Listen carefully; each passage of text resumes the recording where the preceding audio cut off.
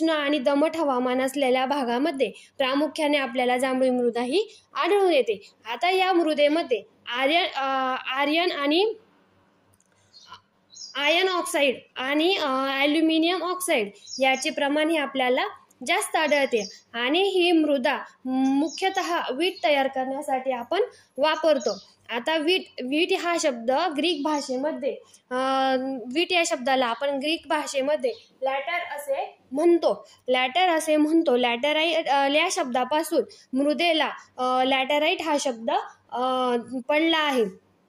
त्यानंतर जी मृदा आहे त्या मृदेमध्ये सेंद्रिय घटक, नायट्रोजन आणि कॅल्शियम यांचे प्रमाण हे कमी असते. आणि ही जी मृदा आहे ती आपल्याला कुठे आढळते, तर ही मृदा आपल्याला पश्चिम घाट, पूर्व घाट आणि ज्या ठिकाणी पर्जन्यमान हे जास्त असते अशा भागामध्ये आपल्याला ती प्रामुख्याने आढळते. मेघालय, ओडिसा किनाऱ्याचा भाग आणि छत्तीसगड आणि विंध्या पर्वत या ठिकाणी सुद्धा आपल्याला जांभी मृदा ही बघायला मिळते.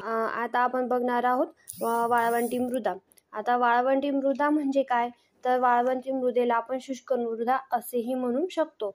आता ही वाळवंटी मृदा आपल्याला कुठे शुष्क प्रदेशामध्ये आढळते म्हणून त्याला शुष्क मृदा असेही नाव पडले आहे. आपल्या भारतातील क्षेत्रफळापैकी 4.31% क्षेत्र हे त्या मृदेखाली आहे. आता या मृदेची निर्मिती कशा प्रकारे होते, तर मृदेवरती तापमानाचे अपक्षय होते आणि त्याचबरोबर वाऱ्यामुळे झीज होते. त्यानंतर तिथे वाळवंटी मृदा ही तयार होते. आता ही वाळवंटी मृदा कशा स्वरूपाची असते, तर ती रेताळ स्वरूपाची आपल्याला बघायला भेटते. या मृदेमध्ये सेंद्रिय घटक, नायट्रोजन, ह्युमस याचे प्रमाण कमी असते आणि या मृदेमध्ये कंकर आणि क्षार हे जास्त प्रमाणात असतात.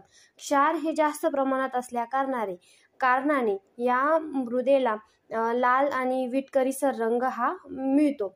आता प्रामुख्याने वाळवंटी मृदा ही आपल्याला कोणत्या भागात आढळून येते, तर ती पंजाब, हरियाणाचा दक्षिण भाग, त्यानंतर राजस्थान, पूर्व गुजरात या भागामध्ये आपल्याला वाळवंटी मृदा ही आढळून येते. नेक्स्ट आहे क्षारयुक्त मृदा. क्षारयुक्त मृदेला चोपण मृदा, खारट मृदा असे सुद्धा म्हणतात. त्यानंतर भारतातील क्षेत्रफळापैकी 2.1% क्षेत्र या क्षारीय मृदेखाली आहे. या जमिनीतील क्षाराचे प्रमाण हे जास्त प्रमाणात असते. त्यानंतर चोपण मृदेच्या जमिनीतील क्षार हे कार्बोनेट आणि बायकार्बोनेट स्वरूपामध्ये आपल्याला आढळून येतात. या क्षाराचे पाण्यातील विद्राव्य होण्याची जी क्षमता असते ती फार कमी असते आणि जी आपली क्षारीय मृदा जी आहे तिला त्या प्रदेशानुसार, आपल्या प्रदेशानुसार किंवा ठिकाणानुसार वेगवेगळ्या नावाने ओळखले जाते किंवा वेगवेगळ्या नावे तिला देण्यात आलेली आहे. आता ती कोणती, तर पुढील प्रमाणे महाराष्ट्रामध्ये चोपण या नावाने ओळखले जाते, उत्तर प्रदेशात उसार रेह नावाने ओळखले जाते, कर्नाटकमध्ये कारले नावाने, पंजाबमध्ये भालार किंवा धूर म्हटले जाते आणि पश्चिम राजस्थानमध्ये रेह आणि कल्लार या नावाने क्षारयुक्त मृदेला ओळखले जाते. नेक्स्ट आहे पर्वतीय मृदा.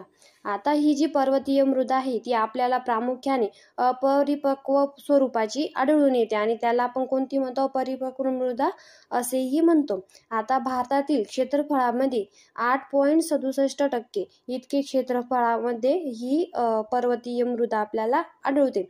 आता ती कोणत्या स्वरूपाची असते, तर त्याचे स्वरूप असते हे दगड आणि गोट्यांच्या मिश्रणापासून तयार झालेली असते किंवा त्या दगड गोट्यांच्या स्वरूपात आपल्याला आढळून येते. आता त्याची निर्मिती कशी होते, तर तापमानातील भिन्नता, त्याच्यानंतर वाहते पाणी यांच्या अपक्षरण कार्यामुळे आपल्याला पर्वतीय मृदा निर्माण झालेली दिसून येते. आता या मृदेतील गुणधर्म कोणते, तर या जमिनीत पोटॅश, फॉस्फरस व चुनखडीचे प्रमाण आणि त्याचबरोबर ह्युमसचे प्रमाणही खूप कमी असते. त्यानंतर ही जी मृदा आहे ती आपल्याला आम्लधर्मीय स्वरूपाची